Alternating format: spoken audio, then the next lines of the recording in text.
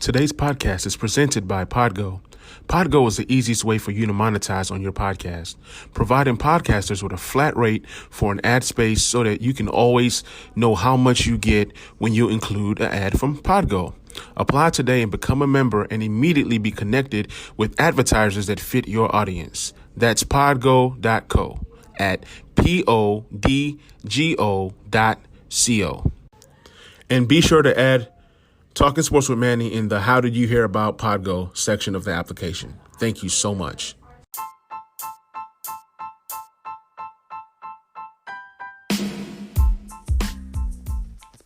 You're listening to another episode of Talking Sports with Manny.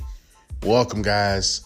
It's another week, another day, another awesome topic in sports. We got the NBA playoffs. We got the NFL Week 2 recap, and then we got the fantasy waiver wire talks. So hope you guys enjoyed this episode.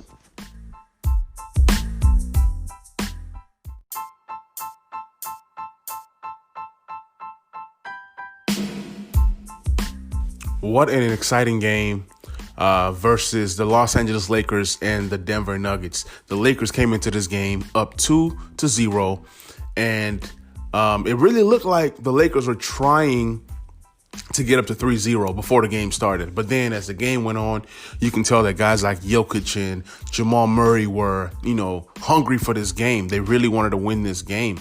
And those two were the two guys that really stepped it up for the Denver Nuggets, as well as Jeremy Grant, man. Jeremy Grant came out, balling, man. He gave him a big 26 points.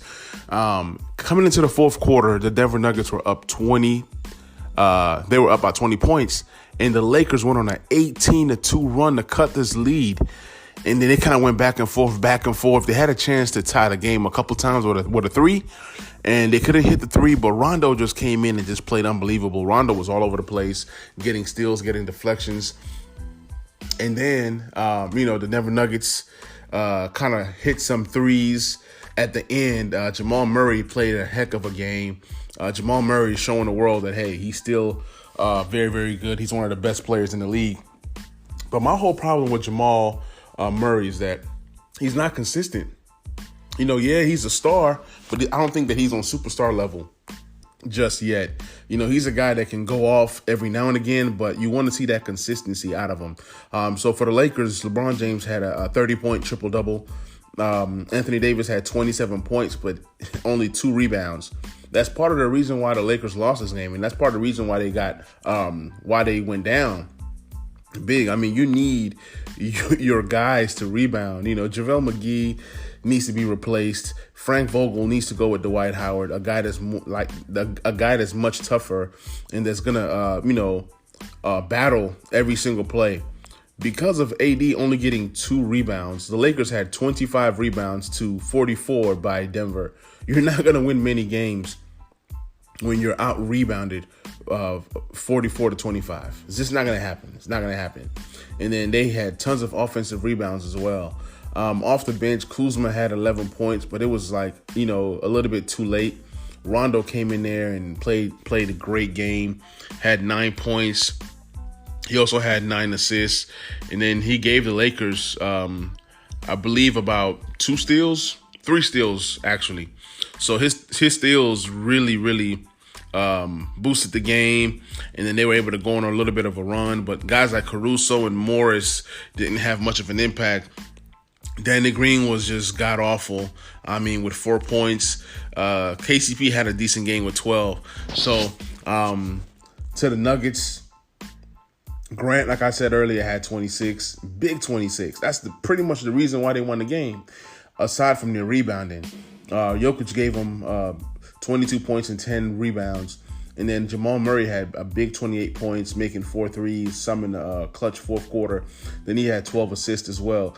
Monte Morris came off the bench and gave them a cool 14 points. His 14 points was instrumental to them winning this game. And then Michael Porter Jr. pitched in with 9. If you look at the team, Craig had 6 rebounds. Porter had 6 rebounds. Murray had 8. Jokic had 10. Millsap had 8. They gang rebounded. Usually the Lakers are in the 40s when it comes to rebounds, but this game, they were just out-hustled. They were out-coached. And then they fell short. It was awesome that, they were able to score some points to come back. But when you really look at it, did the Lakers really deserve to win this game? Yeah, the Lakers had 31 points in the fourth quarter to Denver's 21. But Denver made the shots that mattered, and they were able to win this game. So game 4 is going to be a big one. It's going to be game 4 come Thursday. If the Lakers win, they go up 3-1. And Denver has come back from 3-1 2 times in this playoffs. If the Lakers win, they go up 3-1, and then they can end the game in game 5. Every playoff series for the Lakers have gone 5. So do the Lakers win 4-1?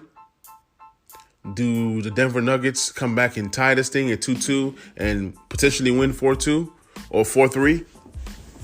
We'll see, man. It's going to be an interesting game come Thursday. Really, the winner of that game has a great chance to win the entire series. So look out for that. Hey, guys, this is your boy, Manny. Ever wanted to make a podcast, but you never really knew how? Anchor is the key. It's free. There's creation tools that allow you to record your podcast right from your phone or computer. Anchor will distribute your podcast to places such as Spotify, Apple Podcasts, and many more. Also, you can make money from your podcast right away. You don't need no minimum listenership to start making money. Everything that you need to make a podcast all in one place. So go ahead and get started today. Download the Anchor app at the App Store or go to anchor.fm to get started.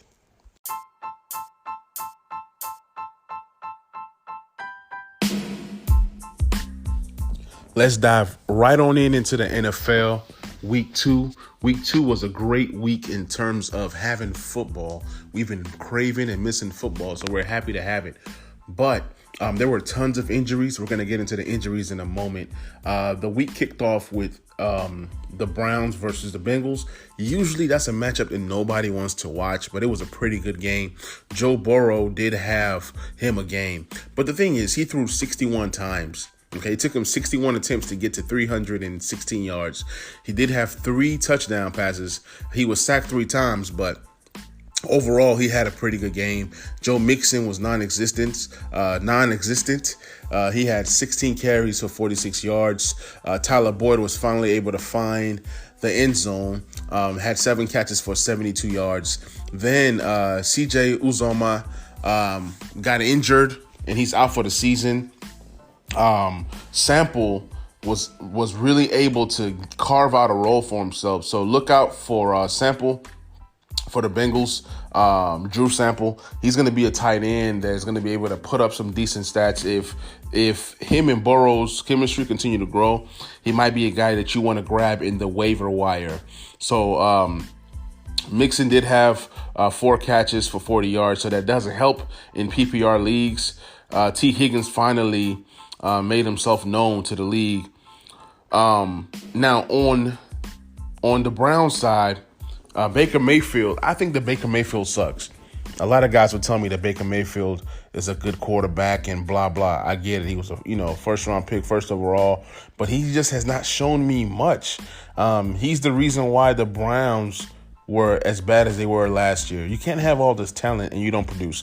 The Browns were able to run the ball very well, which was able to help Baker Mayfield. Nick Chubb ran 22 times for 124 yards and 2 touchdowns. Kareem Hunt ran for 10 carries, 86 yards, and 1 touchdown. Kareem Hunt was also able to contribute in the passing game. He caught 2 passes for 15 yards and another touchdown. Baker Mayfield finally connected with OBJ. OBJ had 4 catches for 74 yards and a touchdown.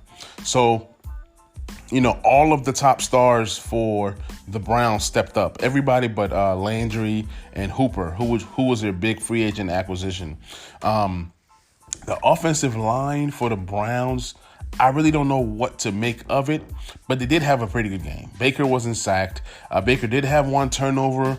If Baker plays this way, then they have a chance of beating the Washington football team come Sunday. Now, speaking of Washington football team, they were able to sack the Philadelphia Eagles 8 times. And I think that Baker Mayfield is a guy that's when he's under duress and pressure, he looks crazy. So they're going to have to protect him because Chase Young is on a mission. Chase Young is coming for that defensive player of the year, not just the rookie defensive player of the year, but the real deal. But anyways, so yeah, that's how the NFL kicked off.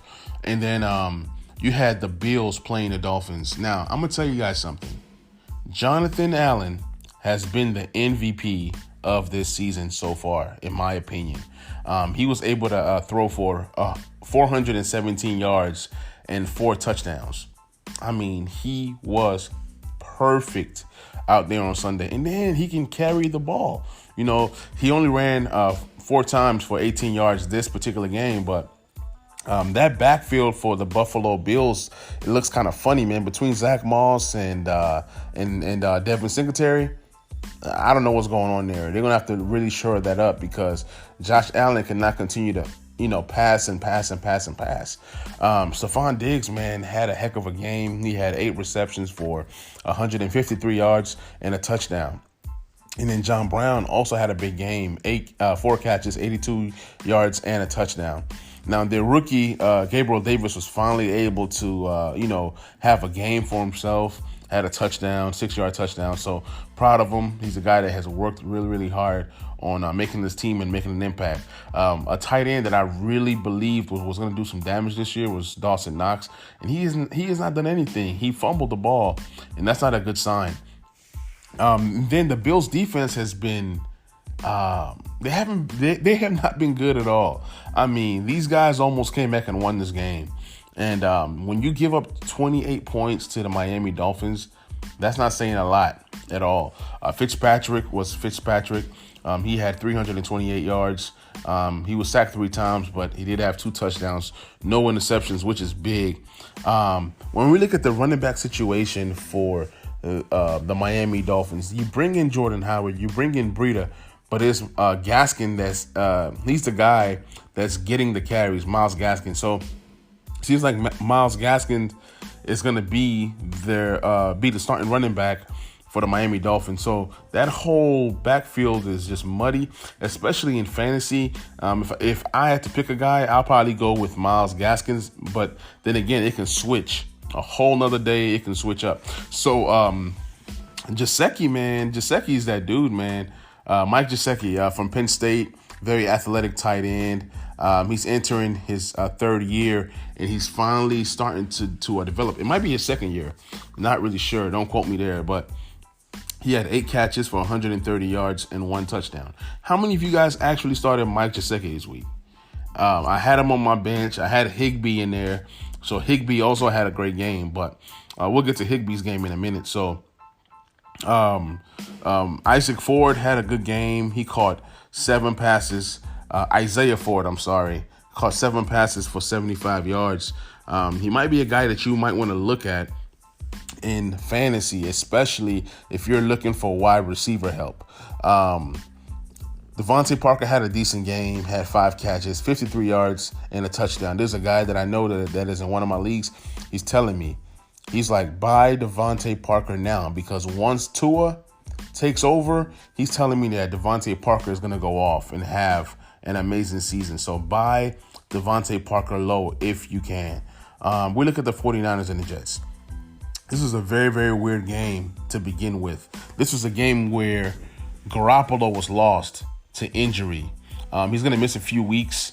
But before he left, he had 131 yards and 2 touchdowns. He was having a great game. I mean, you're playing the lowly Jets. The Jets are just so bad. Raheem Mostert had 8 carries for 92 yards. I actually traded Derrick Henry for Raheem Mostert and Chris Godwin, and they both were hurt. But Mostert did give me some points. And then what I'm most impressed about Mostert is that he's actually catching the ball. He had 2 receptions for 15 yards. He's really becoming a weapon for this team. Jerick McKinnon had him a game. He had 3 carries for 77 yards and a touchdown. So Jerick McKinnon is definitely going to be a guy that's going to be one of the hottest waiver wire pickups in fantasy come Wednesday morning. So Jerick McKinnon, if he's not already on your team or already like on somebody else's team, you want to put in a claim to pick up Jerick McKinnon. Jordan Reed had him a game, man. He had 7 catches for 50 yards and 2 touchdowns.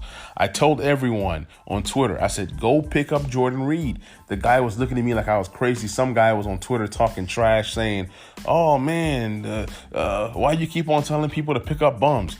I'm like, how can Jordan Reed be a bum? You have to understand how fantasy works. If somebody goes down, it's the next man up type mentality. And you got to try it out to see if it works. If it doesn't work, then you throw the person away. You throw them back in the trash. So for those that are playing in 2 quarterback leagues, you want to go ahead and pick up Nick Mullins. Nick Mullins is a decent quarterback. He didn't play necessarily well on Sunday. He threw 11 passes, completed 8 of them, 71 passing yards and 1 interception. So that's that. And as for the Jets were terrible, man. Sam Darnold has nobody to throw to. Frank Gore is like 90 years old. That whole backfield is terrible. There's nobody that's even fantasy relevant unless you're getting points per carry. Then, Frank Gore is the obvious choice there. Chris Hogan had a good game, 6 catches for 75 yards. He's a guy for a deep dive league. If you're, looking for a wide receiver in a super deep league, look for Chris Hogan. Look for Berrios. That's another guy. But like I said, I would leave the Jets players alone. I'm not fooling with that. Broncos played the Steelers. It was actually a good game. It was somewhat close.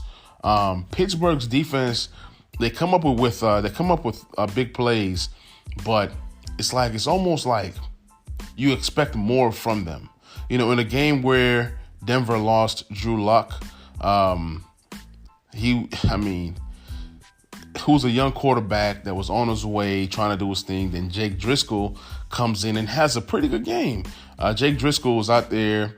He had 256 yards passing, 2 touchdowns, and 1 interception. He was sacked 6 times. So that's crazy. But Driscoll played well. Melvin Gordon is still going to be a nice running back still, even with Jake Driscoll. Melvin Gordon had 19 carries for 70 yards. Not bad, but not great. He also had 2 receptions for 14 yards and a score. So I see Melvin Gordon as a guy who's going to get opportunities to have more scores, especially in the passing game. He's going to be a weapon for these guys because when you lose Cortland Sutton as well, he tore his ACL and his MCL. That was just a terrible injury. So Jerry Jeudy's stock is up.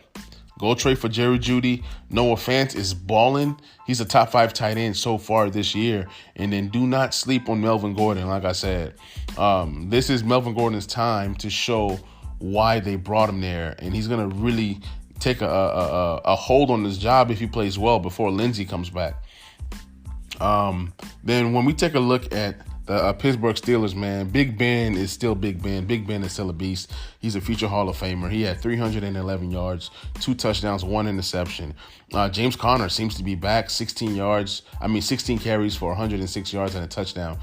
Benny Snell, everybody was on the Benny Snell train, and Benny Snell just did not produce for anybody. But I would still say stash Benny Snell if you can, because obviously we do not trust James Conner's health. Deontay Johnson. One thing I like about Deontay Johnson is that he's getting targets. Week 1, he had 10 targets. Week 2, he had 13 targets. And he caught 8 receptions for 92 yards and a touchdown. Those are big, big numbers, both in real life and fantasy football. You want to go ahead and grab Deontay Johnson if you can via trade. He's definitely not out there in the waiver wire. Obviously, he was the guy that I was able to draft in the 10th round, and he's paying dividends for me right now. Also, Juju, he's on the team, but he's not producing like Deontay Johnson is. We are now seeing that Antonio Brown was the main guy. Juju was just living off of Antonio Brown. Now that Juju's the main guy, he's nowhere near as good as Antonio Brown. He's still going to get paid. He's still a very good wide receiver, but I think that Juju is more so a number 2 wide receiver than a number 1. Let's look out to see if Pittsburgh even decides to pay him. They're going to have to pay either Connor or Juju, and there's an opportunity that they might let both go. Pittsburgh does have a very nice rookie in Chase Claypool, one of my favorite rookies in the whole draft. I have him all over my dynasty leagues. He's definitely a guy that I'm looking at. Eric Ebron does not impress anybody, but we'll see, man. Big Ben can make something out of nothing. The Minnesota Vikings played the Indianapolis Colts, and the Colts won 28-11. What is up with the Vikings? They're supposed to have a decent defense. I understand their top pass rusher is out. I get that. But what I'm saying is you would expect more out of this team. Kirk Cousins played terrible. He only passed for 113 yards and 3 interceptions. And now you can kind of see why Stephon Diggs is gone. Stephon Diggs is actually excited to leave the Minnesota Vikings. Dalvin Cook had 14 carries for 63 yards and a touchdown. You definitely need more out of Dalvin Cook. But when you're losing, it's kind of hard to continue to run the ball. Jefferson led the team in receptions and yards. He had 3 receptions for 44 yards. Jefferson is a guy that I'm big on. It seems like Adam Thielen probably got double teamed, triple teamed, and just did not look good. He was targeted 8 times, and he only caught 3 passes. So it wasn't like he wasn't targeted. It just was not going in his favor. And then Kyle Rudolph and Irv Smith just looked terrible. Irv Smith was a guy that I was thinking that was going to be a sleeper tight end, but he was not able to make that work. Now let's talk a little bit of fantasy and the Indianapolis Colts. Phillip Rivers has not done what I was thinking that he would be able to do. He threw for 214 yards, 1 touchdown, 1 INT. Jonathan Taylor got 26 carries and was able to rush for 101 yards. If you drafted Jonathan Taylor, you're winning right now. I felt that Marlon Mack was going to be the guy for the first 8 weeks, and then Jonathan Taylor takes over and become the guy to end the season. But he's the guy now, and he's playing very, very well. He's a very I won't say good or great receiver, but he's a capable receiver. And the more that he plays with Phillip Rivers is going to make him that dude. Also, there were some injuries for the Colts. They lost Paris Campbell, who's their big-time wide receiver, who was really trying to do something for himself this season. So go pick up Michael Pittman Jr. His stock just went up. T.Y. Hilton is not looking good at all. It seems like the Colts are going to run the ball more than they pass the ball. So you definitely want to, look for guys like Jonathan Taylor. If you can get him in a trade, go get him now. He's gonna be phenomenal this season, and he'll be a borderline running back 1, if not mid-tier running back 1. Because he's going to get the volume. A lot of you guys went after Nyheim Hines last week, and Nyheim Hines had 1 catch for 4 yards. So for all those guys who put in their number 1 waiver claim on Nyheim Hines, congratulations. I'm going to be letting you guys know who your number 1 waiver claim should be this week. I'm sorry. That's just kind of funny to me. The Titans played Jacksonville, and I don't know. Are the Titans really good? Or are they bad? Is Jacksonville better than what we think? Or are they getting lucky so far? Gardner Minshew had a heck of a game. He had 339 yards passing, 3 touchdowns, 2 INTs. He's definitely a guy that you want to look at. He's going to be a borderline QB1 this year. And people failed to realize that Gardner Minshew can scramble with the ball. He rushed 4 times for 19 yards. He's a sneaky ball carrier. James Robinson, man, has been a revelation, both in real life and fantasy. He had 16 carries for 102 yards. That's a 6.4 yards per carry. That's amazing. And 1 touchdown. So DJ Chark did his thing 4 catches for 84 yards. But a guy that you want to look at in fantasy is Keelan Cole. Keelan Cole is out here sneaky every week getting a touchdown. So if Gardner Minshew's getting 2 to 3 touchdown passes every single week, you definitely want to look and see who is he passing to. If you're in a deep league, in a tight end premium league, you want to look at Tyler Eifert. If you are in regular leagues and need a wide receiver, go get Keelan Cole. He's looking good right now. And we look on the Titans side. Tannehill is playing unbelievable ball right now. He carried the Titans. He's really showing that he was worth the contract that the Titans gave him. He had 239 yards, 4 passing touchdowns. Derrick Henry had, a so-so kind of game. He ran the ball 25 times for 84 yards. And then Jonnu Smith is just looking great, man. 4 catches, 84 yards, 2 touchdowns. Jonnu Smith is a top 3 tight end this year in fantasy, at least so far. So as long as he continues to build that relationship with Tannehill, Jonnu is going to be that dude, man. So get Jonnu in fantasy. He's going to help you win some of your games. This game, there was no A.J. Brown, and you would think that Corey Davis was going to step up more.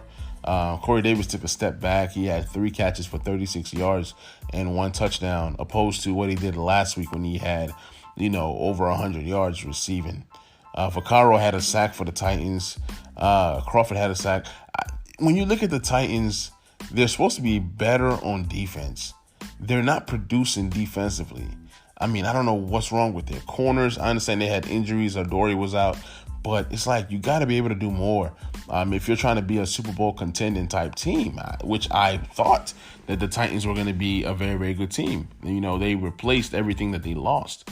One of the most bizarre games this season was the Dallas Cowboys versus the Atlanta Falcons.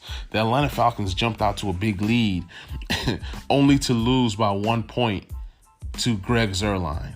Talk about kickers. Kickers had a big week this week. But Matt Ryan had 273 yards passing, 4 touchdowns. Matt Ryan has been playing unbelievable.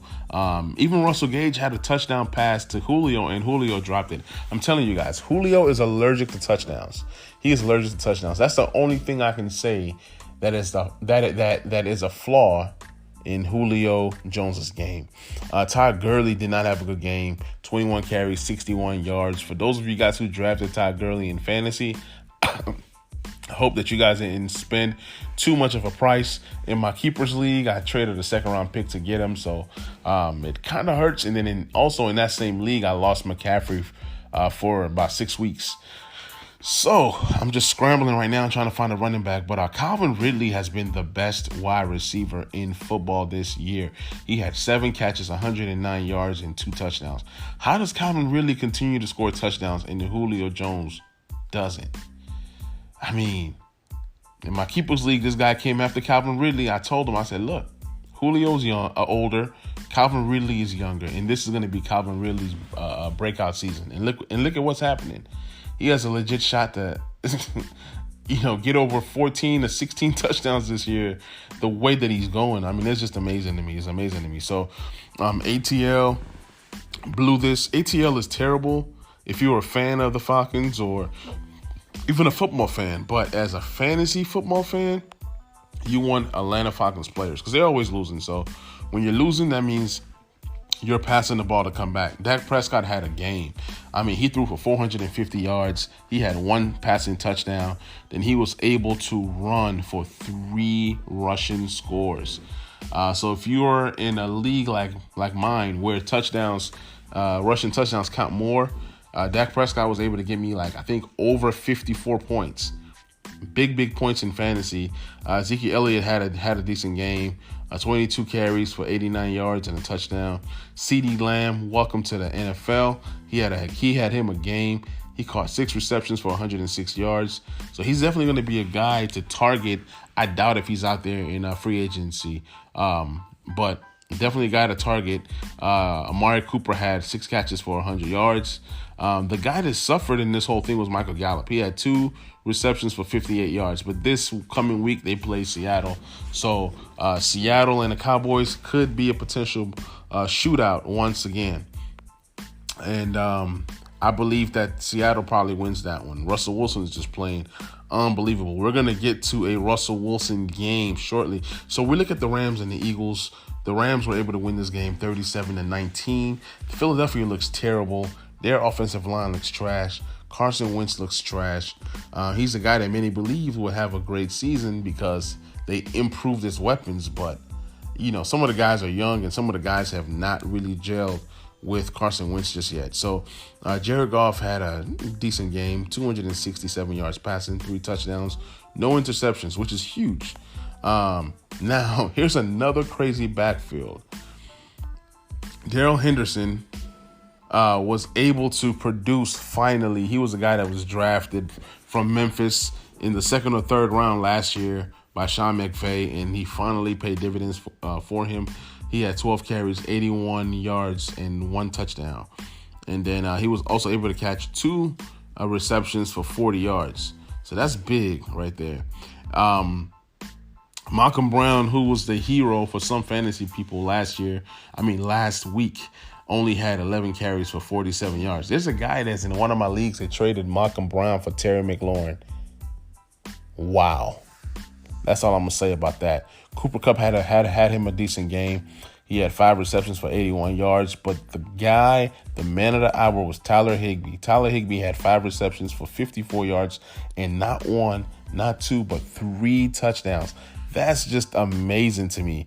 For those of you guys who drafted Tyler Higbee in the 7th round or below, you guys are winning right now. And if this is just a taste of what's to come, it's going to be a fun season for the Tyler Higbee owners. I was able to get Tyler Higbee in the 7th round in one league, and I got him in the 9th round in another league. So I'm excited about having Higbee on my fantasy team. Carson Wentz, man, terrible. 242 yards passing, 2 interceptions. And one thing about Carson Wentz is if you go look at his stats from previous years, he does not throw more than 7 to 9 interceptions a year. So he's not a guy that turns over the ball a lot, but he already has 4 INTs in 2 weeks. It's crazy. Miles Sanders finally got to play. He had 20 carries for 95 yards and a touchdown. And then another thing I like about Miles Sanders is that he gets to get involved in the passing game.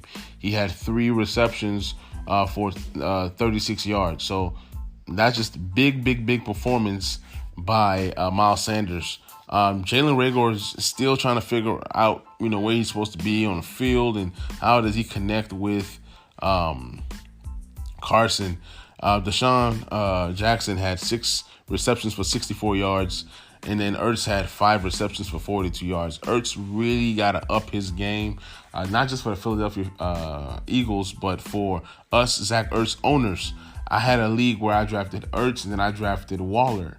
I traded away Waller and I kept Ertz. What a mistake. So far, it's a long season and people are going to overreact, both in real life and in fantasy. We look at the Raiders.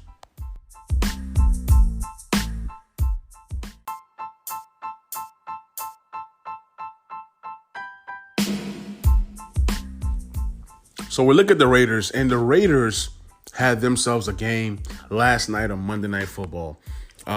They were a team that nobody expected to even have a chance versus the New Orleans Saints. The New Orleans Saints came into this game thinking that, it was going to be easy, and they were hit in the mouth. The Raiders looked good, but we've seen these starts from the Raiders. They started out very, very well last year where they were 5-3 and 6-4 pushing for the playoffs. And then pretty much towards the end of the year, they just kind of, messed up. So they're 2-0 to start the season. They're looking very, very good. And Gruden is very, very, he's very, very good at doing what he does. He's motivating these guys. Josh Jacobs has just been a revelation for this team. He had 27 carries for 88 yards, and he's also showing that he's a big, tough back that can go through the middle as well as catching passes. He caught 3 receptions for 17 yards. Then you look at Jalen Richard, who fumbled the ball at a critical moment in the game, but then was able to get a touchdown to redeem himself. Derek Carr had 3 touchdown passes. He hit Waller for 1. He hit Zay Jones, and then he also hit Ingold. Now, Darren Waller I just talked about him. He looked really, really good yesterday. He had 12 receptions for 103 yards and a touchdown. He had 28 big points in fantasy. He's the kind of tight end that you're looking for. He's like literally the number one wide receiver on this team. And he got 16 big targets and caught 12 of them. So for those of you guys who drafted Darren Waller, he is going to reward you. He has a shot to have 100 catches this season. So great game, both offensively and defensively for the Raiders. They were able to fluster Drew Brees, even though he had a 312 yards passing. He did have an interception. He had one touchdown pass. Alvin Kamara is back. He had 13 carries for 79 yards and 2 rushing scores. He also was targeted 9 times in the passing game and caught 9 of them for 95 yards. So that's a big 38 plus points in fantasy, depending on what your scoring is. Yeah, Alvin Kamara is back, and he has a legit shot to be the number one running back this year in fantasy football, being that Christian McCaffrey is gone for 4 to 6 weeks, and then being that Saquon Barkley is also gone for the year. And then, you got guys like Raheem Mostert, who's playing well. He's hurt. So it's just injuries all over the place. Traquan Smith did look good. He had 5 receptions for 86 yards. But outside of that, I expected Jared Cook to play well. Some people expected Emmanuel Sanders to play well. I just didn't believe in Emmanuel Sanders, having him a good game. Saints defense played well. Jenkins got a sack. Different guys had sacks, but it was like the sacks were not impact. It didn't really have an impact on the game. So moving forward, you go ahead and you beat the Tampa Bay Buccaneers and then you lay an egg versus the Las Vegas Raiders. So are the Saints truly good? Are the Bucs truly decent? How good is the Vegas Raiders? There's just so many questions to be answered, and it's only week 2. So we're going to kind of monitor this thing as the season progresses. Then you have a team like the Giants and the Chicago Bears.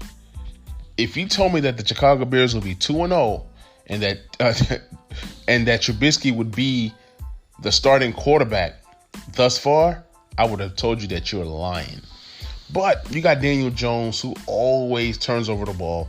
He had an interception this game.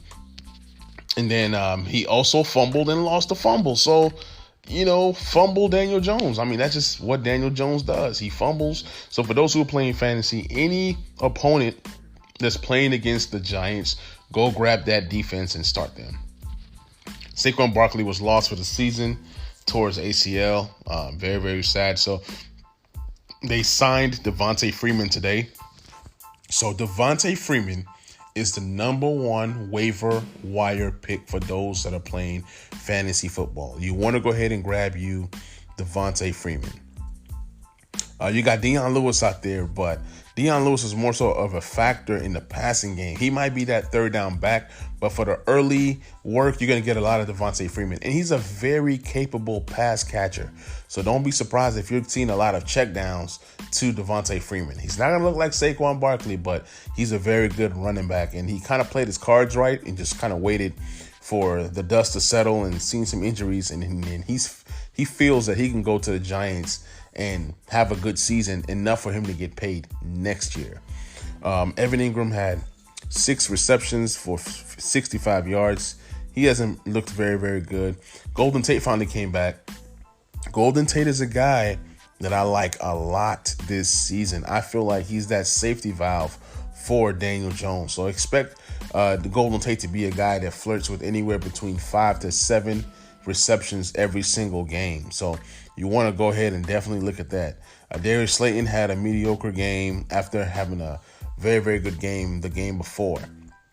Trubisky, he had 190 yards, 2 touchdowns, and 2 INTs. Yes, the old Trubisky did come out a little bit. David Montgomery had him a good game, 16 carries for 82 yards. That's a 5.1 average. Then he also caught 3 passes for 45 yards and another score. So David Montgomery, he's a guy that I talked about last week. He started off with the injury, but David Montgomery's a guy that's capable of catching the ball, and you're seeing that Tariq Cohen is being phased out.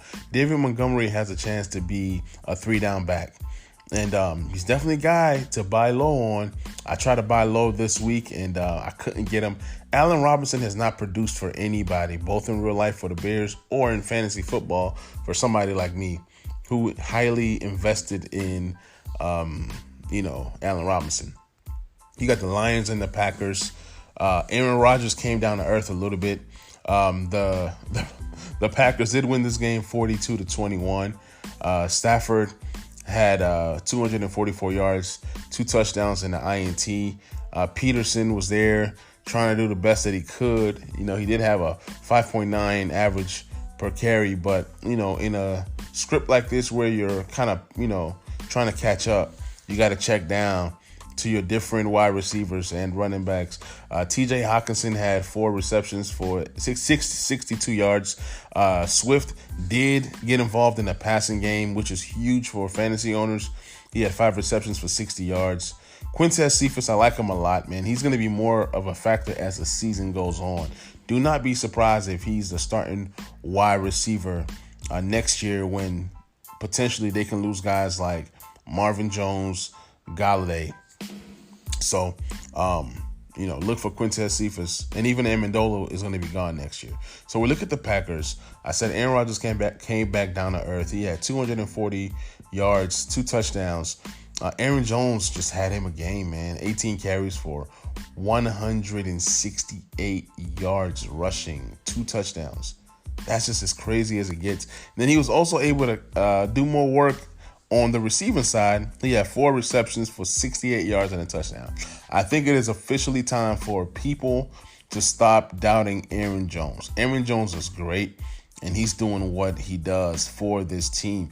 Even though the team drafted A.J. Dillon, is more so as a future guy. There's a possibility where the Packers don't pay Aaron Jones and he walks. Then you have A.J. Dillon. You're hoping that A.J. Dillon can become the guy for you. So it's going to be interesting to see how the Packers approach this thing with everything that they have going on. It's going to be very interesting. The Washington football team got to play the Arizona Cardinals, and Kyler Murray just tore them up, man. Chase Young did have him another sack. Chase Young leads the NFL in sacks with 2.5 right now. Dwayne Haskins did not look good.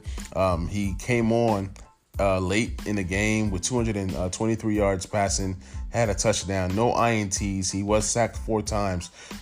He did fumble the ball, so that's still a turnover. I mean, I make fun of Daniel Jones. I gotta be able to dish it back to Dwayne Haskins. He's got to be able to, step up.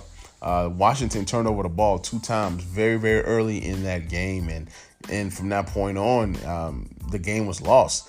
Antonio Gibson had 13 carries for 55 yards and a touchdown. He's only going to get better.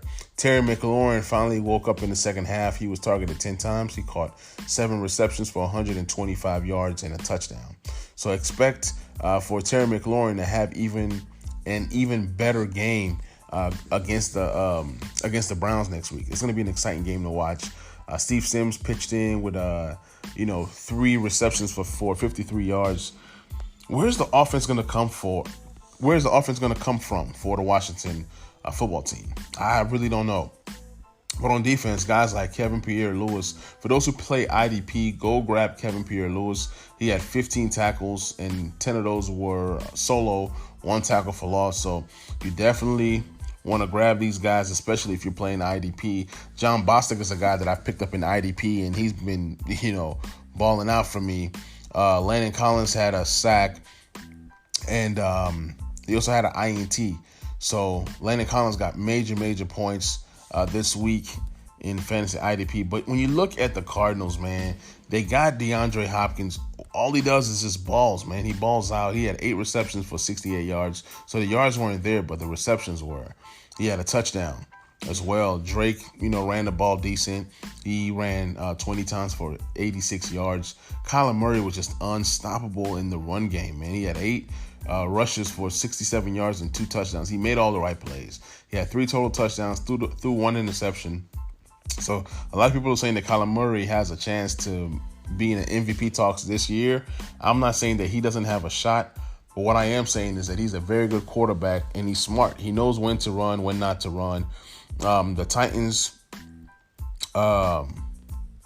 played very, very well, and Titans are expecting to have a big season, like I mentioned earlier. The Titans are a lot of people's picks. When you talk about those top teams in the AFC, people say, the Chiefs, and then you have the Ravens. The Titans are that third team that I've been hearing, Titans and Steelers. So we're going to see what happens in the AFC. But moving on to the Chargers. Chargers did not have a good game. The Chargers let a rookie literally almost beat them. And the coach goes up to Herbert and says, "Hey, you're going to be starting." And he's like, "What?" He didn't really believe it, but he's like, he was ready. He thought that the coach was playing. Tyrod Taylor was not able to play because of pregame warm-ups where he hurt his chest or something. I don't know. Something crazy like that. I don't know. Was he doing push-ups and then gets hurt? But Mahomes had a good game, 302 yards passing, 2 touchdowns. He did run the ball a lot this game. He ran 6 times for 54 yards. So he was improvising with his feet. Clyde Edwards-Helaire did not have a good game, 10 carries for 38 yards. He hurt a lot of people's fantasy teams. Tyreek Hill had 5 receptions for 99 yards and a touchdown. I know somebody who traded A.J. Brown, Chris Carson, and Darren Waller for Tyreek Hill. No player is worth that much. That was just nuts. And the guy is now 0-2. So maybe he has a plan. Travis Kelce did Travis Kelce type things. He had 9 receptions for 90 yards and a touchdown. Man, Kelsey's just a beast, man. Clyde Edwards-Helaire was able to get involved in the passing game, so it did help his fantasy numbers just a little bit. When you look at the Chargers, Herbert looked very, very good in his first game. 311 yards passing, 1 touchdown, 1 INT. A player that I would say go by right now is going to be Keenan Allen. Keenan Allen had 7 receptions for 96 yards. I'm trying to buy Keenan Allen right now. He's on this guy's bench. And I got running backs to spare. I have Ronald Jones. I have Singletary. So I have running backs to spare to pick up Keenan Allen before he blows up. He definitely still has a shot to get another 100 reception type season because the targets are there. If he's getting 10 targets a game, and that's with Mike Williams being out, he definitely has a lot of upside to produce. You have Austin Eckler, who ran the ball a lot last week and didn't get a lot of receptions. He was able to get 16 carries for 93 yards, and he also got 4 receptions for 55 yards. So if Herbert is going to be the guy moving forward, it just bodes well for every pass catcher on the Chargers. Joshua Kelly's a guy that I really like. He caught 2 receptions for 49 yards, and then he also pitched in with 23 carries for 64 rushing yards. I like Joshua Kelly a lot, and he's definitely a guy that you want to go pick up in fantasy football if he's still available. I talked about getting him last week, if you guys listened. So pick him up. Let's look at the Bucks and the Tampa Bay Buccaneers. I said the Bucks and Tampa Bay Buccaneers. The Bucks and the Carolina Panthers. This game was very, very weird because this is a game where you would think that Tom Brady will go out there and throw for 3, maybe 4 touchdowns and show, hey, I'm still the GOAT, I'm still this, I'm still that. Brady only had 217 yards passing, 1 TD, 1 INT. Now, mind you that Chris Godwin did not play because of concussion-like symptoms, but Mike Evans did have 7 receptions for 104 yards and a touchdown. So that's pretty good on Mike Evans' side. Guys like Scotty Miller, who people picked up to fill in fantasy, did not play well. Fournette did catch 4 passes. And Fournette had him a game. He had 12 carries for 103 yards and 2 scores. So Ronald Jones also had a score. He had a touchdown. But I want to say that he fumbled, but he didn't. It just seemed like Ronald Jones just cannot get it together. When Fournette came in and did what he did, that's when I knew it was over for Rojo. But the Buccaneers fans love him. I don't know what they see in him, but it's just not there. Brady did have another turnover. He lost a fumble. Man, Devin White for the Bucks is just nasty, man. He had 15 tackles. 11 of those were solo. Antoine Winfield, one of my favorite safeties in the draft, and I can't believe that the Buccaneers were able to get this guy. He had 11 tackles. Eight of those were solo, and he had a sack. He's just a pretty good player all around. Dominican Sue had 2 sacks, and in my IDP league, somebody just dropped him. I know that right now that they're probably mad that they dropped Sue, and then Sue goes off and has a good game. The Panthers have shocked me in the sense that they're passing the ball a lot this year. Even though they lost to the Buccaneers 31-17, they're still able to pass and try to come back. Bridgewater was sacked 5 times. But on the bright side,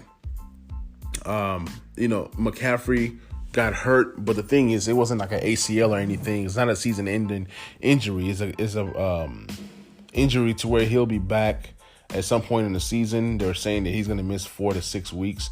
So we'll see what happens there. Also, like I said, Teddy Bridgewater is airing the ball out, and Robbie Anderson, he's really shocking me, man. He had 10 targets. He caught 9 of them for 109 yards. DJ Moore finally did something positive. He had 8 receptions for 120 yards. And then Mike Davis had 8 receptions for 74 yards. So it seems like Bridgewater is really sharing the ball and airing it out. So I expect these 3 guys to be the top 3 guys next week in terms of targets and catches for the Carolina Panthers.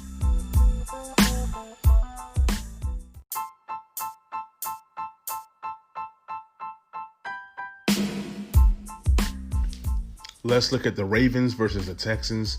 Lamar Jackson coming into this game, the reigning MVP. What did he do this game? They won the game 33-16 versus the Houston Texans. The Texans are trash right now. They are really missing DeAndre Hopkins. And all DeAndre Hopkins is doing is laughing. He's counting his money, and he's laughing over there in Arizona. Lamar Jackson had 204 yards passing, 1 touchdown. He didn't really run the ball like for a lot of yards like he normally does. He carried the ball 16 times for 54 yards. That's a 3.4 average. That means that he's getting hit a lot. Usually you get a Lamar Jackson who's rushing for 7 yards per carry, but that didn't happen here. Gus Edwards stepped into this backfield and gave them 73 yards rushing. Ingram gave them 55 yards rushing and a touchdown. J.K. Dobbins is out of here. So, I mean, this whole backfield is looking crazy. So for those guys that drafted J.K. Dobbins or Ingram, I mean, you toss in Edwards in there along with what Lamar Jackson does, that backfield is messy. Hollywood Brown had a decent game, 42 yards. Nobody had more than 42 yards receiving for the Ravens. So they didn't really get to do a lot on the offensive side. Defensive side, Humphrey and Clark split a sack. And, Bowser was able to get a sack. And it was kind of like just spread. Elliott got a sack. Calais Campbell got a sack. Calais Campbell, man. Shout out to Calais Campbell. The guy is balling out of control, man. He's really made this defense look amazing. Deshaun Watson had 275 yards passing, 1 touchdown, 1 INT. David Johnson, 11 carries for 34 yards. Brandon Cooks, 95 yards receiving.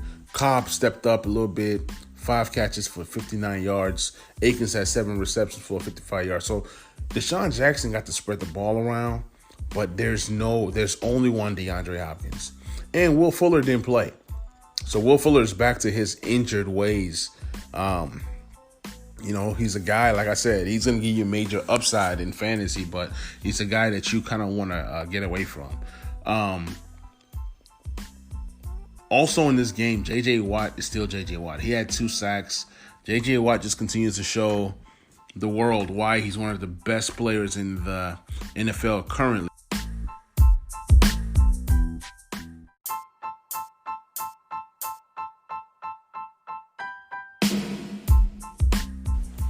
So, guys, the best game of the night was the New England Patriots versus the Seattle Seahawks.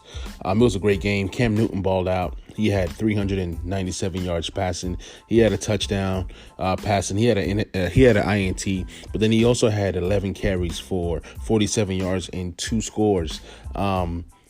The New England's defense is still pretty good, surprisingly. Even though they gave up a lot of touchdowns, you had guys like Winovich out there balling. And, you got to give Bill Belichick some credit to be able to lose a lot of guys, some starters that opted out, and then to still be this competitive. I understand you get Cam Newton, but, it's just a total ball game. Like a whole nother ball game when you got to come out there and defend and not have your full array of weapons on the defensive side. So Russell Wilson was able to shred this defense.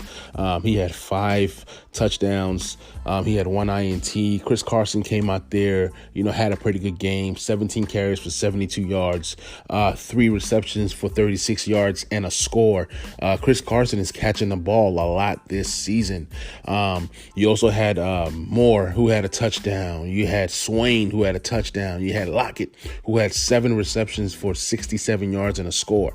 Then you had DK Metcalf, who is just growing as a player, 4 receptions for 92 yards and a score. So, man, I am really loving what I'm seeing out of Seattle. If you drafted Russell Wilson in fantasy, you got a great chance of winning your championship this year. Knock on wood that, he stays healthy and everything. Jamal Adams has been huge on defense for this team. He had 10 tackles, had a sack for loss. Amadi's on that defense. Wagner, Quentin Dunbar had him a good game. I believe he had an INT in this game as well. So, shout out to Quentin Dunbar, man, trying to get his life back together. You don't take things like playing in the NFL for granted. But yeah, this was definitely like the best game of the week because Cam Newton had a chance to win this game. And, it was 3 seconds left on the clock and he was on a 2 or 3 yard line. And instead of passing the ball, he elected to run. He elected to do what got him 2 other touchdowns. And then, they just fell short. So shout out to Seattle. Shout out to New England. This season is already starting out with a bang. I'm really, really enjoying the season thus far.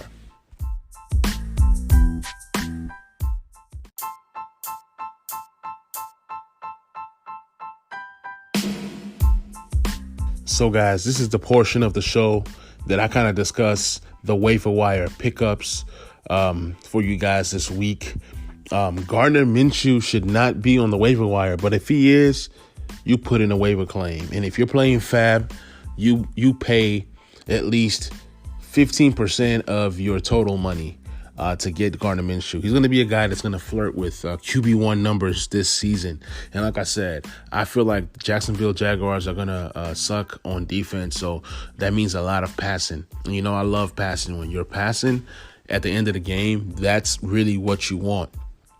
Jerick McKinnon is one of the biggest names, if not the biggest names this week in fantasy to pick up.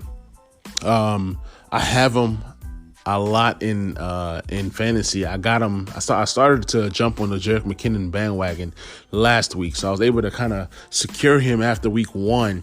In one league, I did let him go before the game was over with, which is a huge mistake. You want to let the games ride out before you drop a player. So Jerick McKinnon is gonna be the top dog with Tevin Coleman being hurt.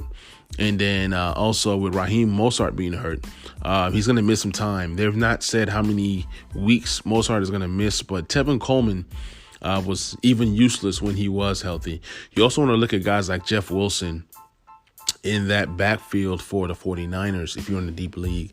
Darrell Henderson balled out this week. Cam Akers and Malcolm Brown both came out the game with injuries. So it seems like if those guys miss games, which I think they will, then Henderson's going to just be that guy for you. And then you also want to look at a guy like Mike Davis. Mike Davis is the backup to Christian McCaffrey. A lot of you guys didn't know that because, he doesn't get a lot of touches, but he did get a lot of receptions this week. So he was very, very involved in the passing game. So you want to go out there and you want to grab Mike Davis. Russell Gage should not be on the waiver wire, but if he stupidly is, you want to go ahead and grab Russell Gage. Russell Gage is a beast, man. He is amazing. So he's definitely a guy that you want to have on your team, and he's shown that he can be able to eat alongside Julio and Calvin Ridley. And if Matt Ryan is pumping out 400 yards passing, you best believe he has to pass to somebody. This week, Julio's stock was down. Gage was up. Calvin Ridley stayed up, and then the tight end, Hayden Hurst, got to eat as well. Jonnu Smith is going to be a hot name on the waiver wire. He should not be on the waiver wire, but if he is, you want to grab him.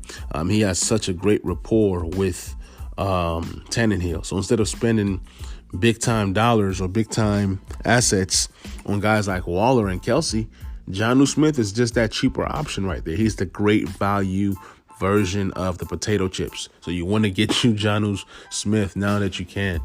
A guy that you want to look at, if you can stash this guy on your bench, you might want to do it, is Chase Claypool. Chase Claypool is a guy that I've gotten all over my dynasty leagues. This guy is huge. He looks like a tight end, but he's just so fast. He's a very good wide receiver, and him and Big Ben are forming some kind of tandem right now. You still got Deontay Johnson, then you still got Juju, but I think that Chase Claypool and Deontay Johnson becomes Ben Roethlisberger's two favorite targets as the season progresses. Tight ends, the tight end for the Cowboys, Dalton Schultz. You want to go ahead and snag him. He looked really, really good. He had 10 targets and caught 9 of them. So you want to go ahead and get Dalton Schultz if you're in need of a tight end. There's so many good to decent tight ends this year. I mean, it's crazy. It's crazy. Then you want to go ahead and grab a guy like Wayne Gallman and Dion Lewis, but do not waste your waiver picks on these guys. I think the best guy in New York is going to be Devontae Freeman. He's going to be the guy that takes the job and takes most of the opportunity. Now, it might take him a week or two to kind of get into the swing of things, but you still want to pick up Dion Lewis and Wayne Gallman just in case Devontae Freeman is not ready to go right away. You want to pick up Michael Pittman Jr., and Zach Pascal. These two guys are going to be the guys that are going to get a lot of work in the passing game outside of Paris Campbell not being there.